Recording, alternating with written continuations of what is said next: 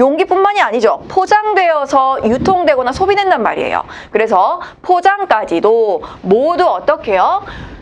비위생적인 요소를 제거하고 위해를 방지할 수 있도록 위생적으로 제공되고 확보되고자 하는 것이 바로 우리의 식품위생학의 정의라고 이해를 하셔야 된다는 거죠.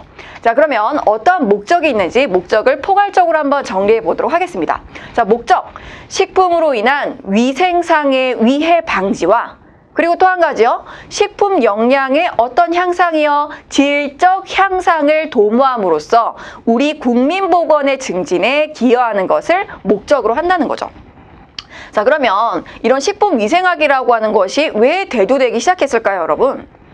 자, 우리가 아주 이전에는 이렇게 근대화되고 이렇게 식품이 유통되고 이렇게 현대화되기 전까지는 크게 문제가 사실 되지 않았을 수도 있죠. 하지만 계속해서 현대화되고 근대화되고 계속해서 인간의 기술들은 발전하고 있단 말이에요. 그 과정에서 음식물의 조리라든지 유통이라든지 가공이라든지 소비되는 과정에 이르러서 우리가 좀 더 신경 쓰지 않으면 음식물을 결국 최종적으로 소비하게 되는 인간이 위해를 입거나 비위생적인 음식을 섭취함으로써 우리가 인체에 해가 나타날 수도 있는 문제점들이 대두되었기 때문입니다.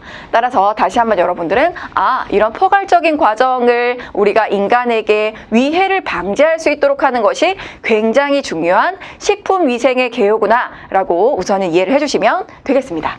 자, 그러면 우리 식품위생의 개요라고 하는 부분에 대해서 개념에 대해서 다시 한번 조금 더 자세히 보겠습니다. 자, 왜 그러냐면 식품위생이라고 하는 똑같은 개념이 있더라고 하더라도 그것을 어떤 기관이나 어떤 주체가 정의 내리는지에 따라서 조금씩 개념이 달라질 수 있죠. 그래서 우리는 가장 중요한 우리나라가 내리고 있는 식품위생의 개념이라고 하는 것은 어떤 것인지, 그리고 세계보건기구가 정의하고 있는 식품위생의 개념도 어떠한 것인지 이 정의는 명확하게 이해를 하셔야겠죠. 그렇죠? 보통 우리가 시험 문제를 낸다라고 치면 보통 1, 2번 정도의 문제에서는 지금 우리가 앞서 보았던 식품위생의 개요라고 한다든지 혹은 식품위생의 개념, 우리나라가 정의하고 있는 것 혹은 WHO가 정의하고 있는 부분에서 시험 문제 한 문제 정도 나올 수가 있죠. 자, 그럼 보겠습니다. 우리나라가 정의하고 있는 내용은 1962년 1월 20일에 식품위생이라고 하는 것이 공포되었습니다. 그렇죠?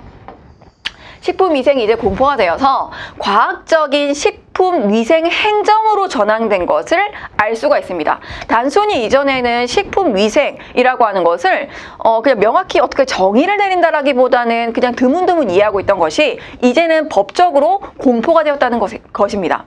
그럼 이것은 좀 더 과학적으로 체계적으로 접근하겠다는 의미가 되겠죠.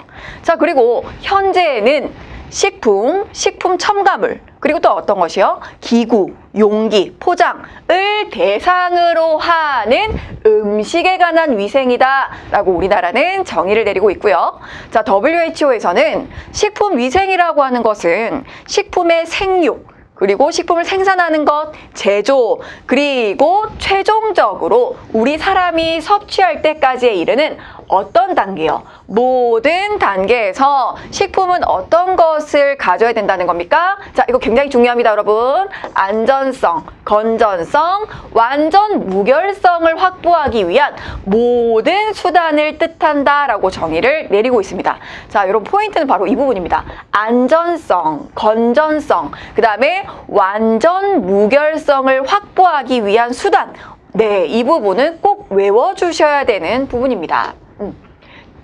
그래서 WHO가 정의 내리고 있는 이 세 가지 내용은 여러분들이 꼭 기억을 하셔야 되는 내용이고요.